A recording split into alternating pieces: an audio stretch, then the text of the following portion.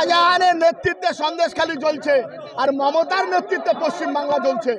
যেভাবে শাহজাহানরা বাংলাকে জিহাদিদের রূপান্তর করতে চাইছে তারই বিরুদ্ধে আমরা লড়ছি। গতকাল ডক্টর সুকান্ত মজুমদারকে পরিকল্পিতভাবে তৃণমূল এবং পুলিশ চক্রান্ত করে মেরে ফেলার চক্রান্ত করেছিল। পুলিশের এই চক্রান্তের বিরুদ্ধে আমরা এসপি অফিসের সামনে এসেছি। এসপি সাহেব পালিয়েছেন, শাহজাহানের লুঙ্গি খুঁজতে গেছেন এসপি সাহেব। এসপি সাহেবকে বলবো পুলিশ তুমি উর্দি ছাড়ো আর শাহজাহানের লুঙ্গি পরো। আচ্ছা, এসপি সাহেবের সামনে আমরা অবস্থান করছি।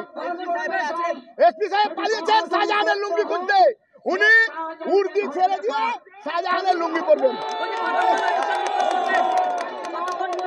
চলছে চলবে আন্দোলন, আন্দোলন চলছে চলবে।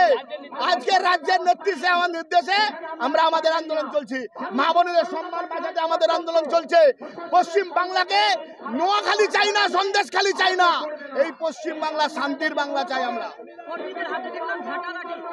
ঝাঁটা দিয়ে পরিষ্কার করতে চাইছি, গণতন্ত্র প্রতিস্থাপিত করতে চাইছি। তার জন্য আমরা আজকে রাস্তায় নেমেছি। শাহজাহানের জিহাদি বাংলা চাই না। আজকে এখানে যেখানে সন্ধ্যাবেলায় তুলসী তলায় মায়েরা প্রদীপ জ্বালবে আর শঙ্খ বাজবে, মা বোনেরা শাখা পরে ঘুরবে, মুক্তাঞ্চল থাকবে, সকলের জন্য সুখ সমৃদ্ধি থাকবে, তার জন্য আমরা এই লড়াই চালাচ্ছি।